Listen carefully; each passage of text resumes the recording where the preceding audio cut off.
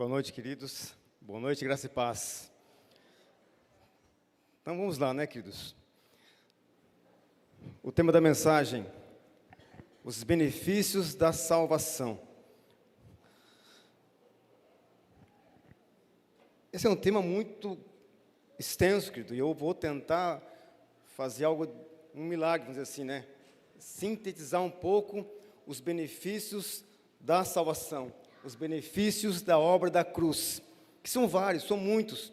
Quem está participando do trilho de treinamento, do Maturidade Cristã, já deve conhecer alguns, mas ali são só alguns, tá? Tem muito mais, Andy. E aqui também, eu só vou me referir a alguns benefícios, porque os benefícios são muitos.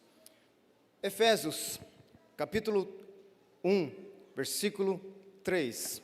Efésios, capítulo 1, versículo 3.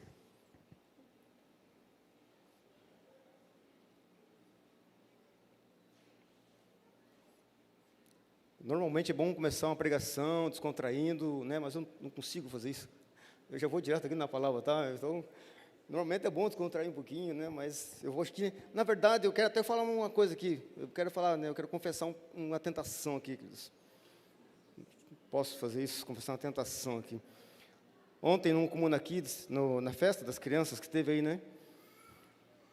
Quem esteve aqui ontem viu o Fernandão, né? Fernandão tá aí? Cadê o Fernandão? Quem esteve aí viu o Fernandão, né? Vocês viram algo diferente do Fernandão? Cabelo colorido, pintado, verde, amarelo, azul, não sei o quê.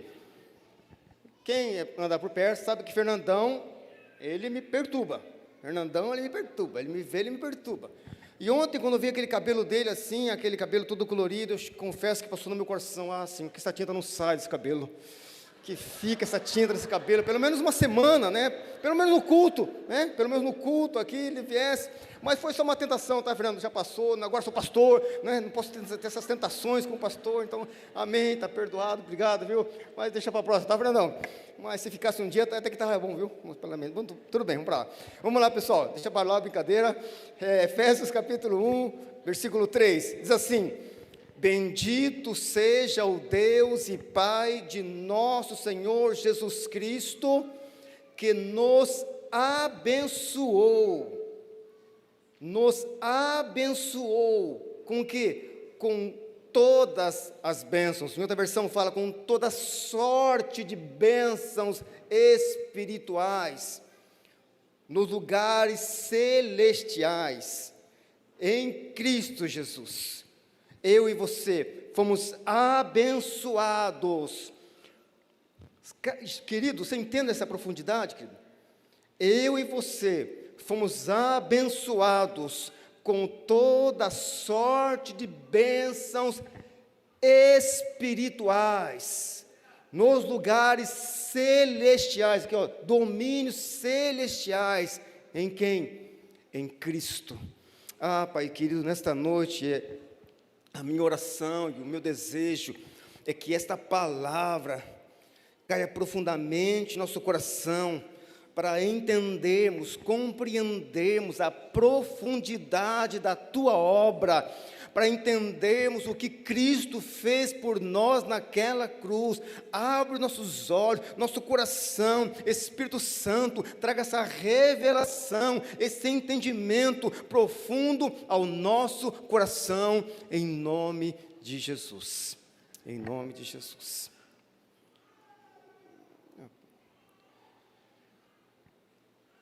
Bom, antes de falar dos benefícios, querido, eu preciso falar o quê? Do início, do princípio. Vocês lembram que quando Deus criou o homem, qual é o propósito que Deus criou o homem? Gênesis, capítulo 1, versículo 26 a 28. É conhecido o texto? Sim, mas tem gente que não conhece, então eu vou ler o texto, para que as pessoas possam entender o começo e o meio e fim da mensagem. Diz assim, Gênesis 1, 26 a 28. Então disse Deus: façamos o homem à nossa imagem, conforme a nossa semelhança, e domine ele sobre os peixes do mar, sobre as aves dos céus, sobre os animais grandes da toda a terra, e sobre todos os pequenos animais que se movem rente ao chão. Criou Deus o homem, a sua imagem e a sua semelhança. A imagem de Deus o criou, homem ou mulher os criou. E Deus os abençoou e disse: sejam férteis e multipliquem-se. Olha só, Deus criou o homem à sua imagem e semelhança, disse para ele: multiplique-se e domine. Você está vendo como a Bíblia é clara? Deus criou o homem à sua imagem e semelhança e disse: agora vocês multipliquem, dominem, governem sobre tudo aquilo que eu criei. É para vocês, mas reflitam a minha glória, a minha imagem e a minha semelhança. E como diz o pastor Carlos Alberto, né? O desejo de Deus é ter uma família com muitos filhos semelhantes a Jesus. É interessante que o homem ia gerar a partir daquilo que ele foi criado. Ele foi criado para manifestar a imagem e a semelhança de Deus, para multiplicar a imagem, a semelhança de Deus. Foi para isso que o homem foi criado. Mas, como vocês sabem, vem a queda. Gênesis 2, 16 e 17, diz assim: e o Senhor Deus ordenou ao homem: coma livremente de toda qualquer árvore do jardim, inclusive a árvore da vida, que estava também no meio do jardim. A árvore da vida também estava no meio do jardim. Mas não coma, disse Deus, não coma da árvore do conhecimento do bem e do mal, porque no dia em que dela comer, certamente você morrerá. E como vocês sabem, o homem desobedeceu a Deus voluntariamente, e essa desobediência trouxe morte espiritual. E quando a Bíblia fala de morte no sentido espiritual, é separação de Deus, não é morte física. Tanto é que Adão viveu mais de 900 anos, depois morreu. É lógico que consequentemente o pecado também trouxe morte física, que não era esse o propósito de Deus, mas primeiramente trouxe morte espiritual, separação de Deus. Por isso que Deus perguntou: Adão, onde você está? Quer dizer, o teu pecado me separou de você. O teu pecado. E não foi Deus, não fui eu. Deus falando, é o teu pecado me separou de você. Romanos 5,12. Olha o que diz: portanto, da mesma forma como o pecado entrou no mundo por um homem, que homem é esse? Adão.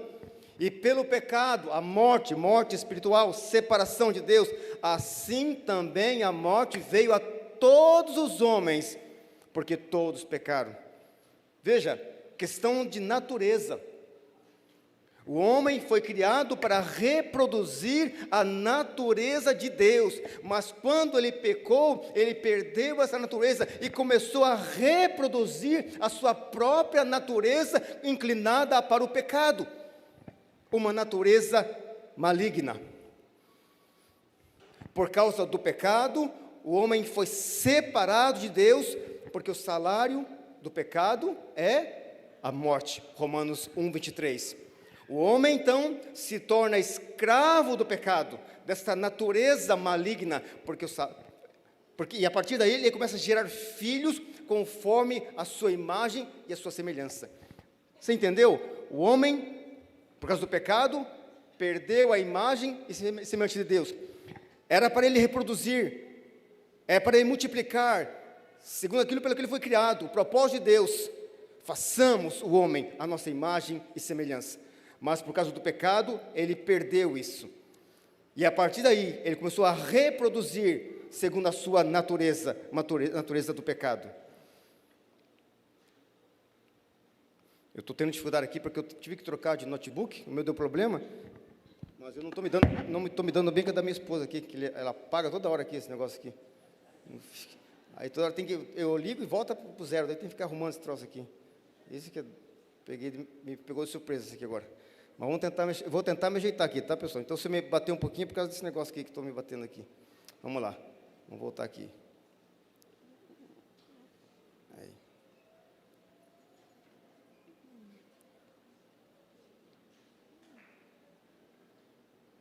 Aí. Isso. Então o homem se torna escravo do pecado e gera filhos conforme a sua imagem e a sua semelhança. Se você ler lá Gênesis 5:3, você vai perceber que o homem começou a criar a sua própria imagem e semelhança. E o pecado acabou trazendo o quê? Condenação. A alma que pecar, essa morrerá. Ezequiel 18, do 20 ao 32. Então o homem perdeu o propósito para o qual ele foi criado e passou a reproduzir o que ele mesmo se tornou. E o que ele se tornou? Um pecador, separado de Deus. E aí, a partir daí, entra o plano de salvação. Você lembra que quando Deus vai falar com Adão, com a mulher e com a serpente, ele começa depois falando com a serpente, né? Falando sobre aquela questão de que ele vai pisar a tua cabeça, né? Se referindo a Jesus. Então Deus já estava planejando a salvação, já estava determinando a salvação para o homem, né? Como Deus é maravilhoso na sua soberania, né? Ele não descartou o homem, ele criou o homem, mas não descartou, mesmo o homem pecando, mesmo o homem se rebelando contra Deus, desobedecendo a sua palavra, Deus simplesmente não descartou o homem, ele trouxe algo para que fosse restaurado essa comunhão e esse propósito. E aí o que acontece? Deus envia Cristo na semelhança de carne, ele se torna homem entre nós, e assim também vive como homem para cumprir o propósito de Deus. Filipenses 2, 6 a 8, diz assim, falando sobre Cristo: embora sendo Deus, não considerou que ser igual a Deus era algo que podia apegar-se, mas esvaziou-se a si mesmo, vindo a ser servo, tornando-se semelhante aos homens, e sendo encontrado em forma humana, humilhou-se a si mesmo e foi obediente até a morte, e morte de cruz. Jesus levou a nossa culpa. Lembra? A palavra diz: a alma que pecar, essa morrerá. O pecado trouxe não somente separação, mas também trouxe condenação. Isaías 53, versículos 5 e 6, assim: mas ele, se referindo a Jesus, foi transpassado por causa das nossas transgressões e esmagado por causa das nossas iniquidades. O castigo que nos trouxe paz estava sobre ele, quer dizer, o castigo que era destinado a mim e a você, destinado à humanidade, foi colocado sobre Cristo, e pelas suas feridas fomos curados. Todos nós, tal qual ovelhas, nos desviamos, cada um de nós se voltou para o seu próprio caminho, e o Senhor fez cair sobre ele a iniquidade de todos nós. Quer dizer, o homem pecou, ficou separado de Deus. Deus, no seu plano de misericórdia, envia Jesus à semelhança de carne. Por que em semelhança de carne? Porque o pecado entrou pela carne, então o preço, a justiça de Deus tinha que se manifestar também pela carne. Por isso que Cristo foi até a cruz. Mas só que a diferença é que ele não tinha pecado. Então o seu sacrifício foi aceito diante de Deus, porque ele era completamente puro e santo, agradável ao Senhor. E agora que a gente vai entrar nos benefícios da salvação. São vários benefícios. Vamos começar pela regeneração. O que significa regeneração? Regeneração é ser gerado de novo, se refere ao novo nascimento. João 3, do 3 e versículo 6, diz assim, na conversa bem conhecida de Jesus com Nicodemos: Jesus declarou: digo-lhe a verdade, ninguém pode ver o reino de Deus se não nascer de novo. O que nasce da carne é carne, mas o que nasce do Espírito é Espírito. Quer dizer, o que nasce da carne é inclinado para as coisas da carne. O que é nascido do Espírito, se referindo ao novo nascimento, é inclinado para as coisas do Espírito. O homem carnal pensa o que é na carne, na natureza carnal, pecaminosa, mas o espiritual, naquilo que é do alto, que é celestial, nas coisas espirituais. Quer dizer, o homem passa a reproduzir, de novo repetindo, aquilo que ele se tornou, não aquilo que ele que Deus fez para ele fazer, não aquilo que era para ele ser, a imagem e semelhança de Deus, mas se tornou um homem pecador por causa do pecado. Através da regeneração, do novo nascimento, recebemos uma nova natureza, livre do poder do pecado. Nós não somos livres da presença do pecado, mas somos livres pela regeneração, pelo novo nascimento, do poder do pecado em nossas vidas. 1 Pedro, versículo 3 e versículo 23, diz assim: bendito seja o Deus e Pai de nosso Senhor Jesus Cristo, conforme a sua grande misericórdia, Ele nos regenerou, nos gerou de novo para uma esperança viva. Eu acho interessante essa palavra, essa expressão, esperança viva, porque a nossa esperança está em Cristo. Eu fico imaginando alguém que não tem expectativa futura, querido, alguém que pensa assim, eu vou morrer e acabou tudo, alguém que não crê em nada, alguém que, que se diz ateu, sei lá o que for, mas tipo assim, pensa, acabou, quando eu envelhecer vou morrer e acabou tudo. Não, mas nós como cristãos temos uma esperança viva, nós sabemos que temos a vida eterna com Cristo através da obra da cruz, temos uma vida eterna com o Senhor. Isso para mim é maravilhoso. A nossa esperança está viva por causa de Cristo, por meio da ressurreição de Jesus Cristo dentre os mortos, pois vocês foram regenerados, gerados de novo, não de uma semente perecível, outra versão fala corruptível, mas imperecível ou incorruptível. Olha, isso aconteceu de novo aqui. Tem que voltar. Não de uma semente perecível, mas imperecível, por meio da palavra de Deus, viva e permanente.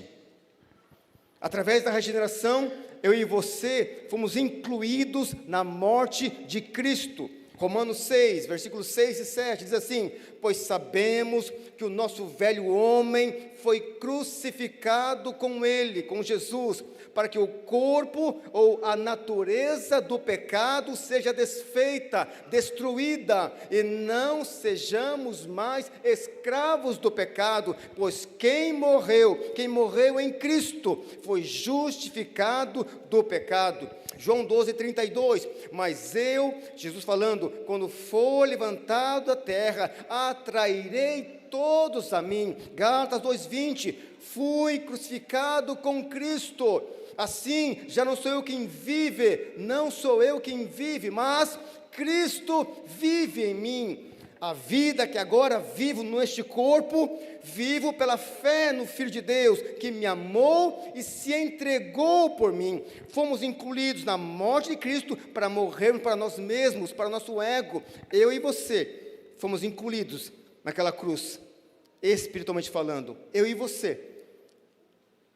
Na verdade, foi a nossa natureza, o nosso ego, a nossa vida carnal, pecaminosa, foi atraída em Cristo. Toda a natureza maligna do homem foi colocada em Cristo. Todo o pecado foi colocado sobre Ele, naquela cruz. Mas não ficou apenas na sua morte, mas também fomos incluídos na sua ressurreição. Fomos incluídos na morte e na ressurreição. Morremos para o pecado e nascemos de novo para Deus. Efésios 2, 4 a 6, diz assim: todavia, Deus, que é rico em misericórdia, pelo seu grande amor com que nos amou, deu-nos vida. Olha só que interessante, deu-nos vida, juntamente com quem? Com Cristo, quando ainda estávamos mortos em transgressões. Pela graça, vocês são salvos.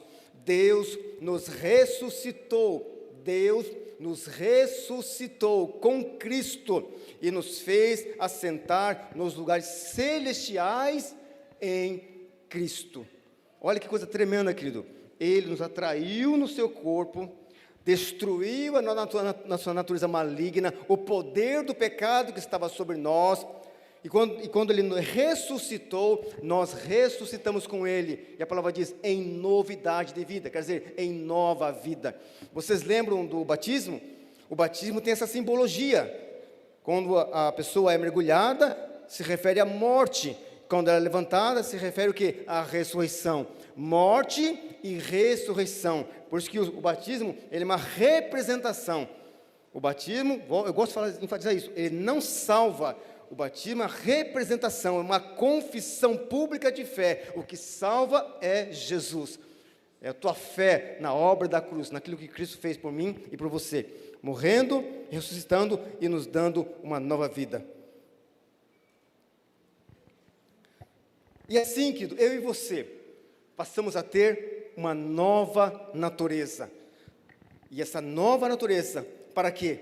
Para sermos semelhante a Cristo. Você lembra lá de Gênesis? Façamos o homem a nossa imagem e semelhança. Mas essa imagem foi perdida por causa do pecado de Adão. E aí Cristo vem, a semelhança da carne, lembra? Como homem físico. Tanto é que ele foi tentado como homem, sofreu como homem, tinha dores como homem, sede como homem, chorou como homem. Era físico, era natural. É algo que ninguém consegue explicar, né? Ele era 100% Deus, mas também 100% homem. 1 Coríntios 15, capítulo 15, versículo 45 ao 49. Assim está escrito.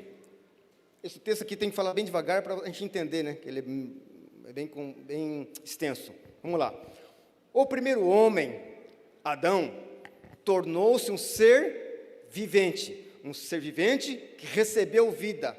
Outra versão fala alma vivente. Então, Adão se tornou alma vivente, ele recebeu vida. O último Adão, quem é o último Adão? Jesus. A Bíblia diz que ele é o quê? Espírito vivificante, quer dizer, ele dá vida, ele gera vida. Não foi espiritual o que veio antes, mas sim o natural. Questão de ordem cronológica. Primeiro veio Adão, depois veio Jesus. O primeiro homem era do pó da terra, Adão. O segundo homem é do céu, Jesus. Os que são da terra, falando de Adão, são semelhantes ao homem terreno. Quer dizer, os que nasceram da carne vão nascer com a natureza do pecado. Os que são do céu, o homem celestial. Os que são da terra são semelhantes a Adão, natureza do pecado. Os que são semelhantes a Cristo recebem uma nova natureza, uma natureza espiritual, livre do domínio do pecado. Romanos 8, 29.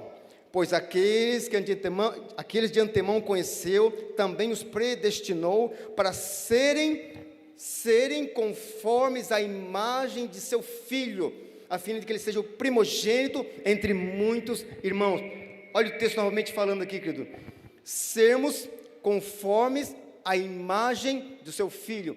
Esse é o desejo do coração de Deus, que nós possamos cada vez mais ser semelhantes a Jesus, reproduzir, manifestar, através do novo nascimento, da regeneração, a imagem de Jesus.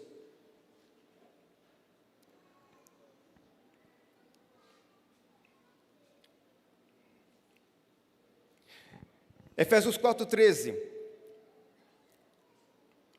Até que todos alcancemos a unidade da fé e do conhecimento do Filho de Deus, e cheguemos o quê? À maturidade, atingindo a medida da plenitude de Cristo. Esse é nosso foco no Maturidade Cristã, no curso, no treinamento. Maturidade espiritual. E quanto mais chegamos a esse lugar de maturidade espiritual, mais parecidos com Jesus nos tornamos. Mais imitadores de Cristo nos tornamos, porque deixamos de ser crianças espirituais para nos tornarmos homens e mulheres espirituais. 2 Coríntios 3:18. Mas todos nós, com o rosto descoberto, refletindo, olha só que tremendo, refletindo como em espelho a glória do Senhor, somos transformados de glória em glória, na mesma imagem, como pelo Espírito do Senhor. Isso é algo gradativo, glória em glória, somos transformados, dia após dia, cada vez mais parecidos com Jesus, cada vez mais santificados, cada vez mais separados, cada vez mais justos, semelhantes a Cristo. Outro benefício da salvação, santificação. Primeiro vemos regeneração, agora santificação. E o que é ser santificado? É separado, é consagrado a Deus, é purificado, dedicado ao Senhor. Hebreus 12:14, olha o que diz: esforcem-se para viver em paz com todos e para serem santos. Sem santidade ninguém verá o Senhor. As pessoas, quando falam de santidade, entendem errado isso, né, querido? A gente vai explicar melhor mais para frente, lá, depois eu vou explicar melhor. 1 Pedro 1, 15 a 16. Mas, assim como é santo aquele que os chamou, sejam santos vocês também, em tudo o que fizerem. Pois está escrito, sejam santos, porque eu, o Senhor, sou santo. Quando a gente fala em santidade, quem está na maturidade sabe disso, existe santidade inicial e santidade progressiva. Santidade inicial, né, ou instantânea, é aquela que você é na tua regeneração, no novo nascimento, quando você realmente é completamente santificado. Você é perdoado e completamente santificado. Isso na hora da regeneração. Teus pecados são perdoados e você é purificado pelo sangue de Cristo. Então, santidade inicial. Isso aí é bem tranquilo, né? Mas também muitos esquecem que é uma santidade progressiva, querido. Algo contínuo. Vamos ver 1 Coríntios 1, 2, para entender as duas situações, no mesmo versículo aqui, olha. 1 Coríntios 1, versículo 2. Paulo falando aos coríntios. A igreja de Deus que está em Corinto, olha só. A igreja de Deus que está em Corinto, aos santificados em Cristo, santificados, passado, que foram santificados em Cristo e chamados para serem santos. Algo presente e contínuo. Veja bem, olha só, de novo o texto. Aos santificados em Cristo Jesus, quer dizer, que foram santificados na regeneração, novo nascimento, na obra da cruz, e chamados para serem santos. Algo contínuo, algo que continua na nossa vida, juntamente com todos que em toda parte invocam o nome do Senhor Jesus. 1 Coríntios 7, 1. Amados, visto que temos essa promessa, purifiquemo-nos de tudo que contamina o corpo e o espírito, aperfeiçoando, olha só, olha a palavra de novo aqui, ó, aperfeiçoando a santidade no temor do Senhor. É algo contínuo, cada vez mais nas nossas atitudes, nas nossas escolhas, nas nossas decisões, é algo progressivo, querido.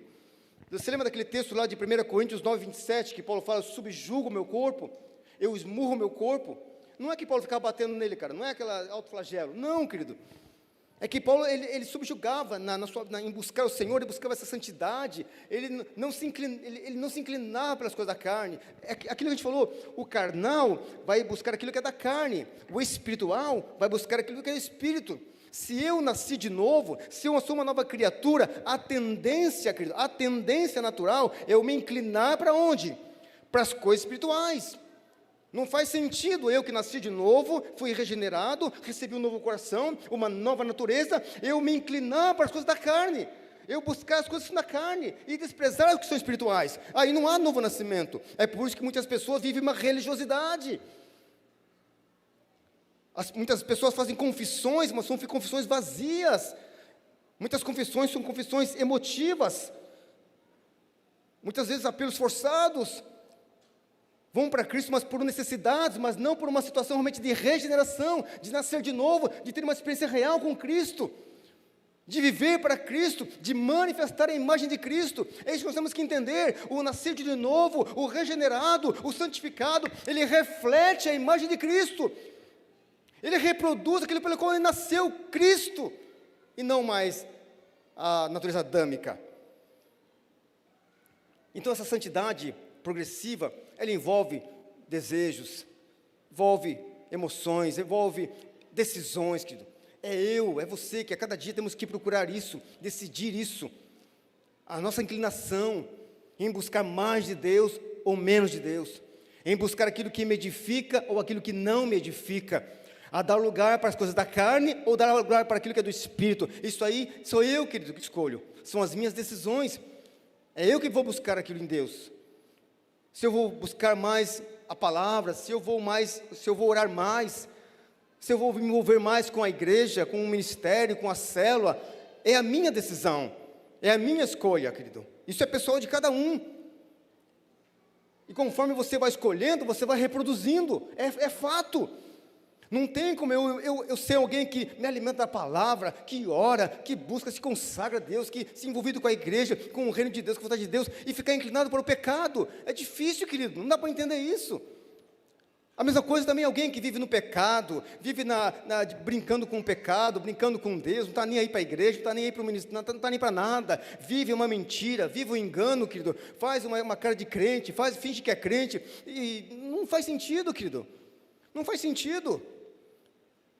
Pode até ter aparência, mas a vida é vazia, porque vive um engano, porque não busca esse lugar de santidade, esse benefício que nós recebemos em Cristo, a santificação. Outro benefício, a adoção. Eu e você fomos adotados por Deus. O que é adoção? Receber por direito e ser chamado filho de Deus. Isso no sentido espiritual. João 1,12 diz assim: contudo, aos que o receberam, aos que creram em seu nome, falando de Jesus, deu-lhes o direito. Olha só, o direito, aqueles que creram no seu nome, no nome de Jesus, aqueles que o receberam como Senhor, o direito receberam de se tornarem o quê? Filhos de Deus. Aos que creem nele, se tornam o quê? Filhos de Deus. Passam a ter esse direito de ser filho de Deus. E como filho de Deus, querido, nós somos herdeiros de Deus. E a Bíblia fala, herdeiros de Deus e co-herdeiros juntamente com Cristo. Gálatas 4, 6 a 7, e porque vocês são filhos, olha só, Deus enviou o Espírito do seu Filho aos seus corações, o qual clama, Abba, Pai, Paizinho, assim você já não é mais escravo, agora você não é mais escravo, agora você é filho, e Deus também te tornou o quê? Herdeiro. Romanos 8, 15 a 17, pois vocês não receberam um espírito que os escravize, para novamente temer, mas receberam um espírito que os adota como filhos, por meio do qual clamamos, Abba, Pai. O próprio Espírito, Espírito Santo, testifica com o nosso espírito que nós somos filhos de Deus, que nós somos adotados, que nós somos herdeiros. Se somos filhos, então somos herdeiros, herdeiros de Deus e co-herdeiros com Cristo, se de fato participamos dos seus sofrimentos, para que também participemos da sua glória. E me diga, o que um herdeiro tem direito? Tem direito a tudo. É meio estranho isso, né? Mas nós recebemos a herança de Cristo, filhos de Deus, herdeiros de todas as promessas espirituais, todas as bênçãos espirituais em Cristo. Isso fala de graça, não é mérito, querido, foi uma escolha de Deus, não nossa, Ele nos adotou como filhos, querido, por causa do seu amor por nós. Outro benefício da salvação, justificação. Infelizmente, como o tempo é curto, eu tenho que ser bem breve em cada tema, em cada ponto aqui, mas gostaria só de aguçar vocês com relação a essas bênçãos, a esses benefícios. Justificação, absorver, declarar justo, demonstrar ou provar a inocência de alguém. Olha só que interessante, Romanos 3, 24 a 26, sendo justificados gratuitamente por sua graça, por meio da redenção, pelo resgate que há em Cristo Jesus. Deus o ofereceu como sacrifício para propiciação quer dizer, substituição, mediante a fé, pelo seu sangue, demonstrando a sua justiça.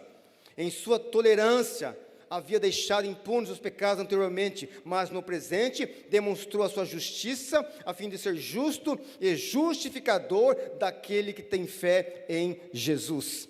É interessante, querido, Deus, sendo justo, não podia deixar o pecado impune. Por isso que Ele precisou enviar Jesus. Por isso que Jesus precisou morrer na cruz. Para que nossos pecados fossem perdoados. O escrito de dívida fosse cancelado. Porque havia culpa, havia condenação. Por isso que Jesus teve que vir e morrer. 1 Coríntios 6,11.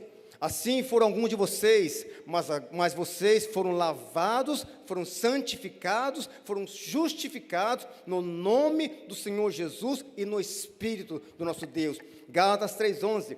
É evidente que diante de Deus ninguém é justificado pela fé, pela lei, pois o justo viverá pela fé. É um ato de apropriação pela fé, pela obra que Cristo fez naquela cruz.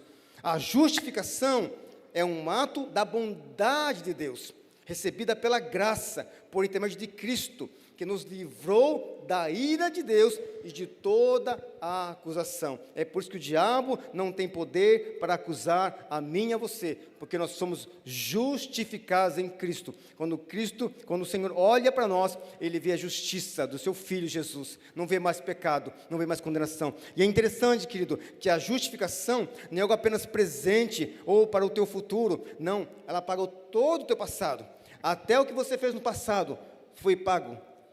Até o nosso passado foi pago. Até o que mais de perverso nós fizemos no passado foi pago, foi limpo.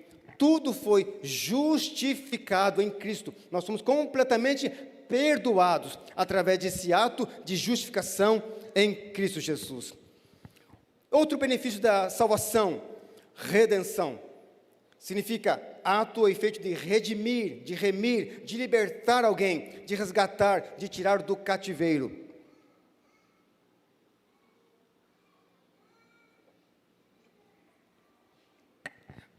Para falar sobre esse assunto, eu preciso voltar um pouquinho na Bíblia, lá em Levítico, explicar um pouquinho melhor sobre isso, que talvez a maioria não vai entender, né? Redenção. O que significa redenção no Velho Testamento? Quando alguém, né, um judeu, ele emprestava dinheiro de um outro judeu, e ele ficava devendo esse dinheiro, que ele não conseguia pagar, na hora do acerto de contas, ele teria que dar o que ele tem. Então ele começava dando lá os seus bens, se ele tinha algum animal, né, isso na época, né, um boi, sei lá, ele entregava aquilo. Conforme a dívida, né, ele era maior, ele tinha que entregar as suas propriedades. Então ele tinha que fazer as suas propriedades. E conforme a dívida fosse maior, ele chegava ao ponto de se tornar escravo. Se você ir lá em Levítico 25, é uma lei que foi estabelecida. Então o homem, se não conseguisse pagar aquela dívida, ele se tornava escravo do seu fiador. Então era assim que funcionava. Quando você vê lá, por exemplo, lá em Reis, naquele episódio do profeta Eliseu, quando chega aquela mulher, filha de um sacerdote, mulher de um sacerdote, e fala assim: profeta, me ajuda, porque os credores estão batendo na porta e querem levar meus filhos como escravo. E o que quer dizer isso? Porque havia uma dívida, e como ela não tinha como pagar aquela dívida, os filhos se tornariam escravos daqueles senhores. E aí Eliseu faz aquele milagre da multiplicação lá do azeite lá, né? E ela consegue passar a dívida. Ruth, por exemplo, é outro caso também, Ruth, lá do livro de Ruth, quando Boaz resgata, né, a propriedade de Elimeleque lá, e assim também se casa com Ruth, ele foi o resgatador, ele pagou a dívida. Ele pagou a dívida e se tornou um resgatador. A mesma coisa Cristo fez por nós. Havia uma dívida por causa do pecado. Cristo veio e pagou essa dívida com sua própria vida, com seu próprio sangue. Houve uma troca, querido, uma troca. Ele se ofereceu, pagou a dívida, para que eu e você fôssemos o quê? Redimidos. Romanos 3, 23 a 24. Pois todos pecaram e estão destituídos, separados da glória de Deus, sendo justificados gratuitamente por sua graça, por meio da redenção que há em Cristo Jesus, pelo pagamento dessa dívida, a dívida do pecado. Colossenses 1, 13 e 14, pois Ele nos resgatou do domínio das trevas, de novo, resgatou, resgate, redimiu, pagou a dívida, do domínio das trevas, e nos transportou para o reino do seu Filho amado, em quem temos a redenção, a saber, o perdão dos pecados. Nossos pecados foram perdoados por causa do ato de Cristo naquela cruz, onde Ele pagou o preço, onde Ele deu sua vida em nosso lugar.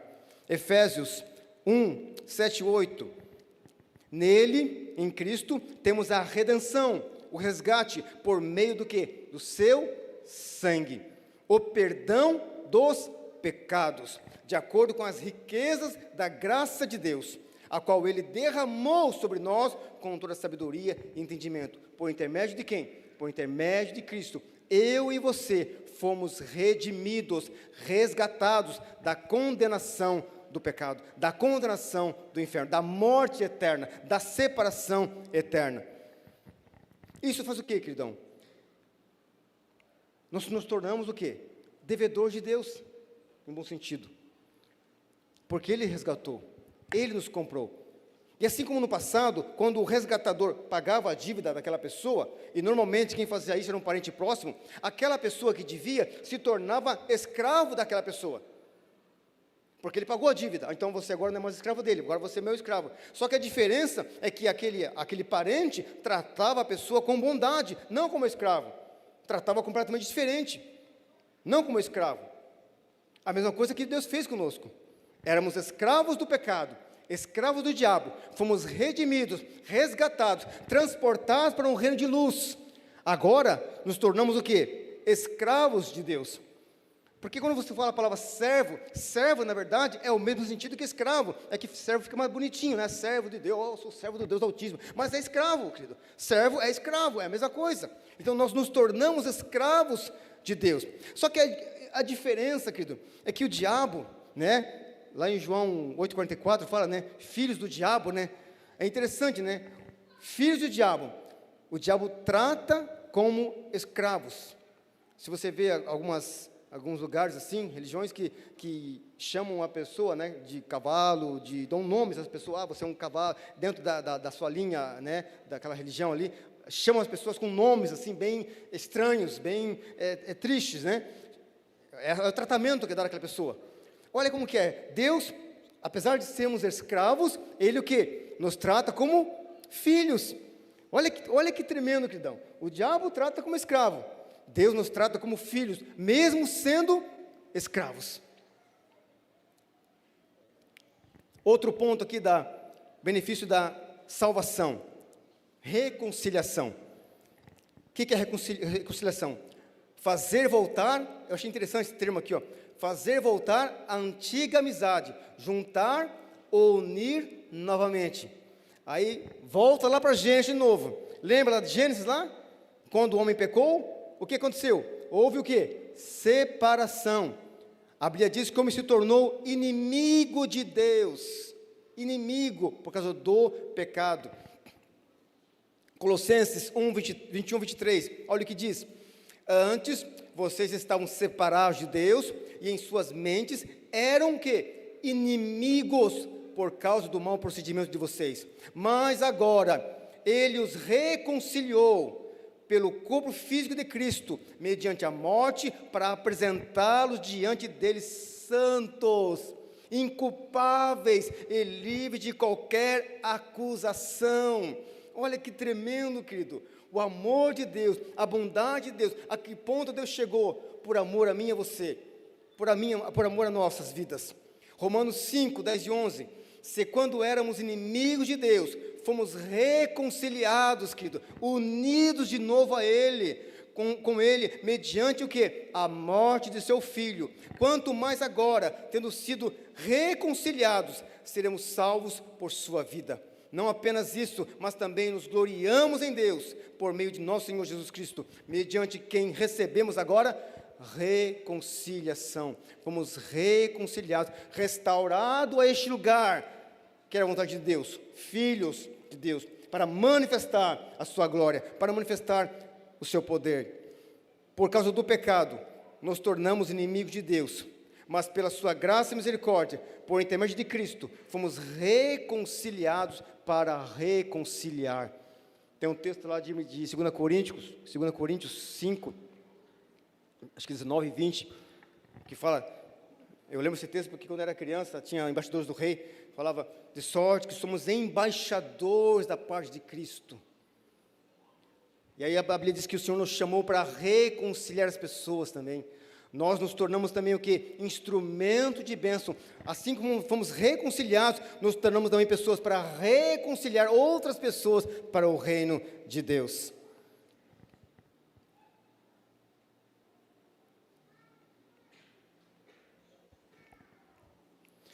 Bom, e depois de todos esses benefícios, querido, vou tentar lembrar aqui, que nem eu lembro direito, né? regeneração, santificação, adoção, justificação, redenção e reconciliação. Tudo isso são benefícios da obra da cruz. Tudo isso são benefícios da salvação que Cristo manifestou por mim e por você. E eu queria aproveitar nesta noite de perguntar bem sinceramente para você que está aqui: você é salvo?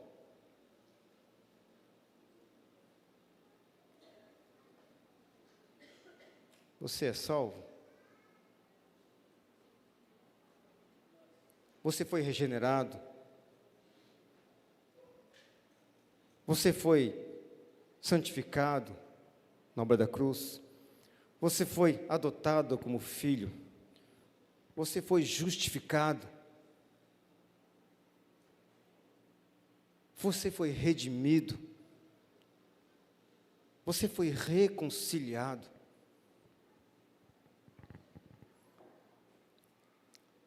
A pergunta é muito simples.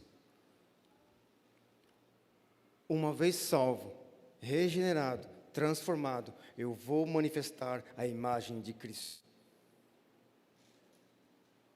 Se depois de todos esses benefícios, querido, eu continuo vivendo dominado pelo pecado, eu não fui salvo. Porque é muito simples, querido. Eu passo a reproduzir aquilo que me tornei. Se eu me tornei uma nova criatura, como nova criatura, eu vou manifestar a imagem de quem? A imagem de Cristo. Mas se eu continuo dominado pelo pecado, se eu continuo vivendo no pecado, debaixo do pecado, eu vou reproduzir pecado. Muitas pessoas entendem a obra da salvação de uma forma diferente. As pessoas entendem salvação apenas tipo assim: ele me salvou, beleza, Jesus, uhul, obrigado Jesus, posso continuar no pecado então? Posso continuar vivendo a minha vida de qualquer jeito? Posso fazer o que eu quero ainda? Posso ser um hipócrita? Posso ser um mentiroso? Posso ser um adúltero? Posso ser qualquer coisa de ruim? Posso ser então? Romanos, esse texto agora, Romanos, me ajuda agora a lembrar, Espírito Santo. Romanos 6, versículo 1. Olha o que diz, Romanos 6, presta atenção, queridão. Romanos 6, 1. Que diremos? Continuaremos pecando para que a graça aumente? Tipo assim, opa, Jesus me salvou, graça, que graça maravilhosa. Pessoas confundem graça como posso pecar agora. Não, querido, a graça me resgatou para viver a santidade e a glória de Cristo, não para viver debaixo do pecado. Olha o que ele diz: continuarei pecando para que a graça aumente? De maneira nenhuma. Nós que morremos para o pecado, como podemos continuar vivendo nele? É a Bíblia que está dizendo, querido. Depois de tantos benefícios, como eu posso viver uma vida cristã medíocre? Uma vida cristã longe de Deus, uma vida longe da palavra, da oração, da comunhão? Como? Impossível. Apenas se eu for hipócrita, porque não tive uma experiência real com o Senhor ainda.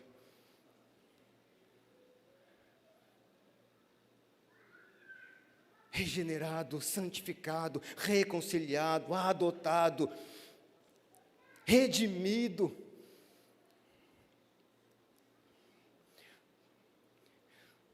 Tudo isso Cristo fez por mim e por você. Mas tem um caminho, e o caminho começa pelo arrependimento. Atos 4,19 diz assim: arrependam-se, pois, e voltem-se para Deus, para que os seus pecados sejam cancelados. O fato de eu estar na igreja não quer dizer nada, se eu continuo vivendo dominado pelo pecado, se eu continuo manifestando a natureza maligna, a natureza do outro Pai, e não a natureza do Pai Celestial.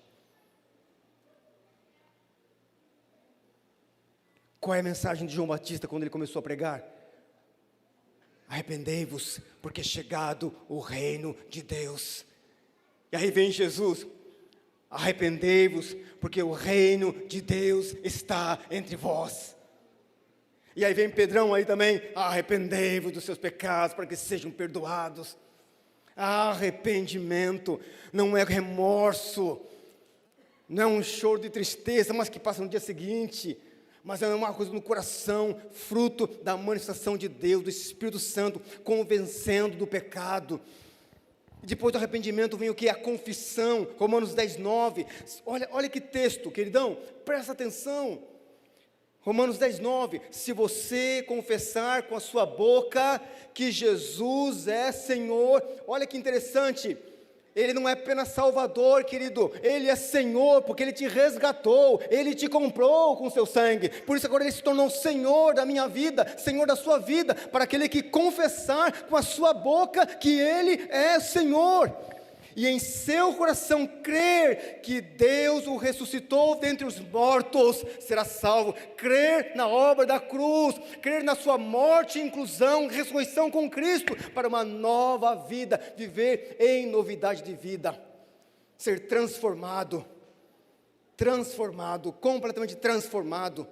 E aí começa a viver uma vida de busca cada vez mais parecido com Jesus. O nosso alvo, o nosso foco é olhar para Ele e dizer, eu quero ser parecido com Ele, eu quero refletir a sua glória, eu quero refletir a sua imagem, eu quero viver como Ele viveu, eu quero andar como Ele andou, eu quero ser cada vez mais como Ele, para abençoar, para ajudar, para socorrer, para suprir com a sua vida na minha vida.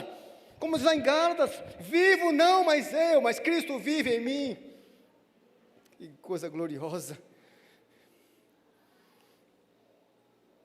Arrependimento, confissão. Mas uma coisa que é importante, que muitas vezes as pessoas não falam isso, não falam. As pessoas falam, olha, se arrependa, confesse. Mas você precisa permanecer em Cristo. Você precisa permanecer firme em Cristo, querido. É aí que muitos caem, porque negligenciam isso. Ah, fui salvo, oh, que maravilha, aí volta tudo normal. Não, você precisa buscar a Deus, você precisa se envolver com pessoas que vão te abençoar, te edificar, te fortalecer, que vão ministrar Jesus para você, querido.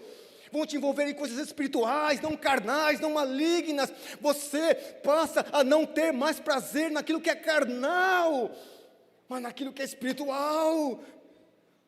Como eu posso dizer que sou filho de Deus e ter prazer no pecado, querido?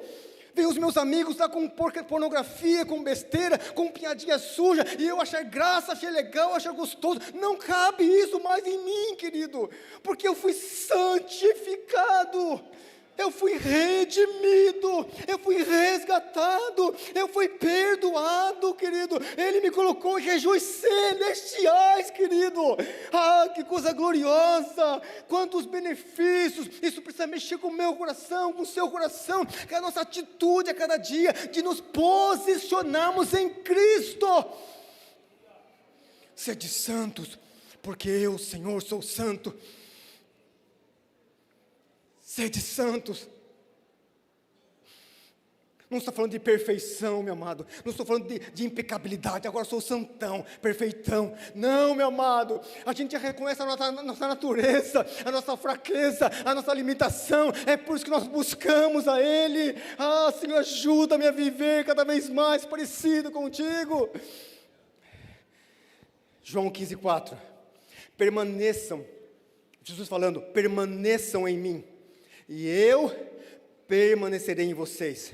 Nenhum ramo pode dar fruto por si mesmo, se não permanecer na videira. Se não permanecer em Cristo, nós não vamos dar frutos. Ou podemos dar frutos podres, que não tem nenhum benefício, que não serve para nada, a não ser jogado fora. E terminando, pessoal, só da música, quiser subir já.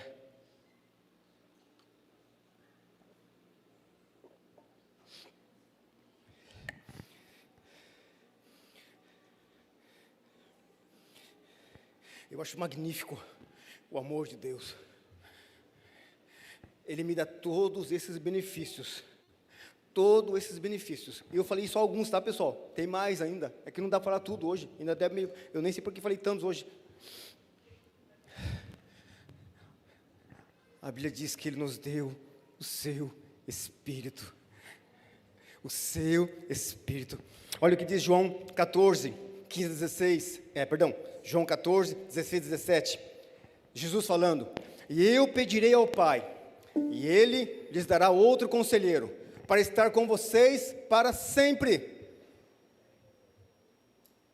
Para sempre. O Espírito da verdade. Olha o texto, meu amado. Por isso que eu digo, eu gosto de ler texto, porque o próprio texto explica o texto. Não precisa nem eu explicar para vocês. É só ler e você já entende. O mundo não o conhece. O mundo não pode recebê-lo, porque não o vê, nem conhece. O ímpio, aquele que não tem Jesus, não pode receber o Espírito Santo. Não pode. O Espírito Santo é somente para o regenerado, para aquele que nasceu de novo, para aquele que tem uma experiência real com Cristo. O ímpio não tem esse privilégio de ter o Espírito Santo, porque ele está dominado pelo pecado. Mas vocês, se referindo àqueles que nasceram de novo, mas vocês o conhecem, pois ele vive com vocês e estará em vocês. João 14, 26, mas o conselheiro, o Espírito Santo, nosso conselheiro, nosso ajudador, o Espírito, que o Pai enviará em meu nome, Jesus falando, lhes ensinará todas as coisas, ele lhes fará lembrar tudo o que eu disse. E olha o que diz João 16, 13, mas quando o Espírito da verdade vier, presta atenção, amado, quando o Espírito da verdade vier, ele os guiará a toda verdade. Olha que tremendo, meu amado. Não tem desculpa. Depois de regenerado, transformado, santificado, Ele me deu o seu Espírito para me guiar em quê? Em toda a verdade. Isso que é maravilhoso, querido. Eu não estou só. Nasci de novo, agora para onde que eu vou? O que que eu faço? Quem que eu sou? Não, eu tenho o Espírito Santo em mim.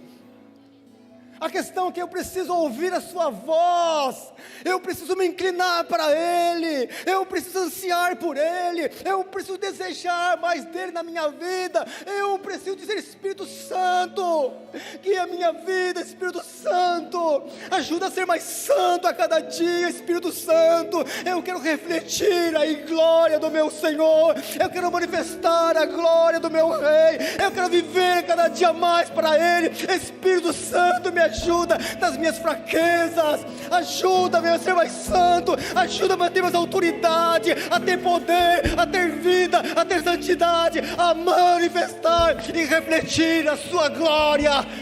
Oh Jesus,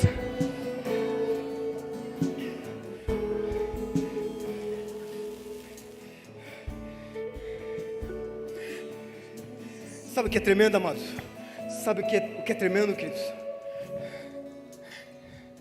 O último passo, o último estágio do benefício da cruz, da obra da cruz, da regeneração, sabe qual é? A glorificação. Sabe o que é a glorificação? Quando Cristo vier buscar a sua igreja. As pessoas hoje não falam mais, não, deixa para lá, não. Quando Cristo buscar a sua igreja,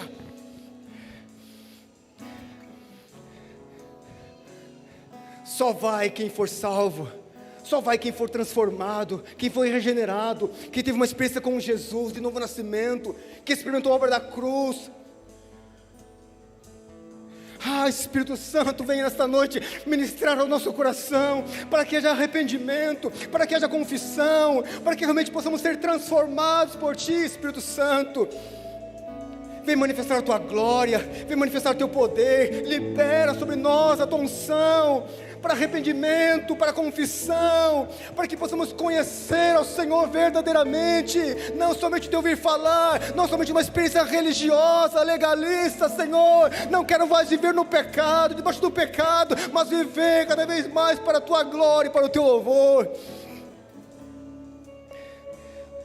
Olha o que diz, 1 Tessalonicenses 4, 16, 17, Isso aí, amado, é para te dar a esperança de que vale a pena ser cristão, vale a pena abrir mão do pecado, vale a pena abrir mão dos prazeres, porque esses prazeres são enganosos, são passageiros, são mentirosos, são falsos, é momentâneo, ele passa.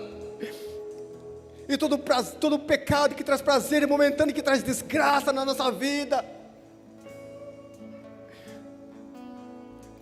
Aquele que está viciado, dando um exemplo claro, em drogas, por exemplo, qual é a tendência? A destruição do seu corpo. Aquele que vive no adultério, qual é a consequência? A destruição da família. Olha só, o pecado só traz desgraça. Aquele que está mentindo em roubo, mentira, engano, só vem consequências, querido, porque o pecado não traz nenhum benefício, é passageiro, é ilusório, mas Cristo me dá vida e vida abundante. Olha o que diz Colossenses, 1 Tessalonicenses: pois dada a ordem, com a voz do arcanjo e o ressoar da trombeta de Deus, o próprio Senhor descerá do céu, e os mortos em Cristo ressuscitarão primeiro. Depois disso, os que estivermos vivos seremos arrebatados juntamente com Ele nas nuvens, para o encontro com o Senhor nos ares, e assim estaremos com Ele para sempre. Teremos um corpo glorificado, completamente livre da presença do pecado, para vivermos eternamente para a sua glória. Ah, que tema maravilhoso esse dia! Eu quero estar preparado para Ele, eu quero estar preparado como aquelas virgens, queridão. Não quero ser como aquelas imprudentes, como aquelas loucas que não vigiaram, apagaram suas lamparinas e não tinham óleo. Não, querido, eu quero estar com a minha vida em dia, para quando Ele vier me buscar, eu esteja preparado. Eis-me aqui, Senhor, eis-me aqui, Senhor, recebe-me, Senhor, para a Tua glória, para a Tua glória. Valeu a pena abrir mão do pecado, valeu a pena renunciar tantas coisas, para servir ao Senhor, para manifestar e refletir a sua glória.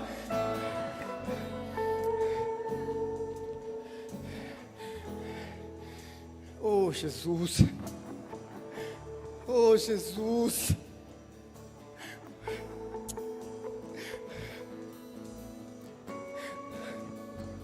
ah, querido, não brinque com o pecado. Não brinque com o pecado.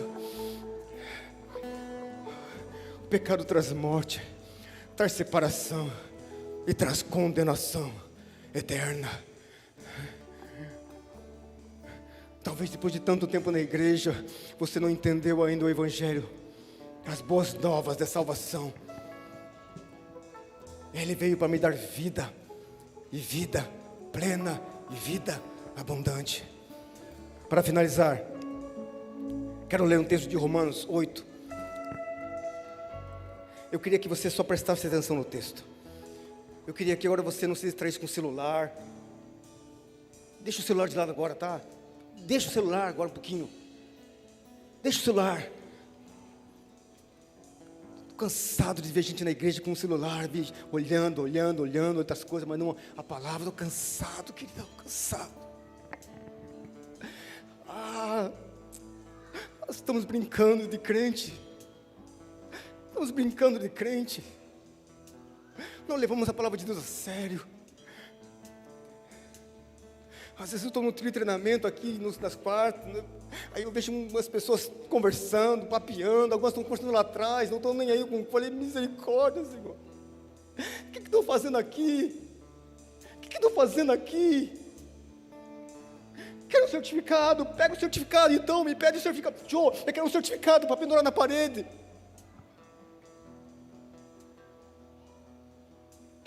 Nosso desejo, amado, é termos cada vez pessoas parecidas com Jesus, cada vez mais parecidos com Jesus, cada vez mais semelhantes a Ele, e refletir a sua glória, no seu trabalho, no seu colégio, na sua vizinhança, onde você estiver, você reflete a glória de Cristo. Você reproduz aquilo que você se tornou santo, você se tornou justo, você se tornou adotado, redimido, para viver para a sua glória. Romanos 8, 28, diz assim: sabemos que Deus age em todas as coisas para o bem daqueles que o amam. Presta atenção no texto. Eu queria terminar, mas queria que você prestasse atenção. Se você esquecer tudo que eu falei, apesar que é difícil esquecer, tantos benefícios, mas presta atenção. Para o bem daqueles que o amam, dos que foram chamados de acordo com o seu propósito. Qual é o teu propósito? Ser a imagem e semelhança de Deus. Pois aqueles que de antemão conheceu, também os predestinou para serem conformes à imagem do seu Filho, a fim de que ele seja o primogênito entre muitos irmãos. E aos que predestinou, também chamou. E aos que chamou, também justificou. E aos que justificou, também glorificou. Que diremos, pois, diante dessas coisas? Se Deus é por nós, quem será contra nós? Aquele que não poupou seu próprio Filho, mas o entregou por todos nós, como não nos dará juntamente com Ele, e de graça, todas as coisas, todos os benefícios da salvação? Quem fará acusação contra os escolhidos de Deus? É Deus quem os justifica. Fomos justificados, somos justos diante de Deus, não há mais acusação. Quem os condenará? Foi Cristo Jesus quem morreu e mais, que ressuscitou e está à direita de Deus e também intercede por nós. Quem nos separará do amor de Cristo? Será a tribulação, oh meu querido, será a angústia, ou a perseguição, a fome, a nudez, o perigo, a espada, seja qual for o problema, a dificuldade, a circunstância, não pode me separar do amor de Cristo. Como está escrito, por amor de ti, enfrentamos todos os dias a morte. Somos considerados como ovelhas destinadas ao matadouro. O mundo nos odeia quando proclamamos o evangelho das boas novas da salvação. Mas em todas estas coisas somos mais que vencedores por meio daquele que nos amou. Pois estou convencido de que nem a morte, nem a vida, nem os anjos, nem demônios, nem o presente, nem o futuro, nem quaisquer poderes, nem altura, nem profundidade, nem qualquer outra coisa na criação será capaz de nos separar do amor de Deus que está em Cristo Jesus, o nosso Senhor.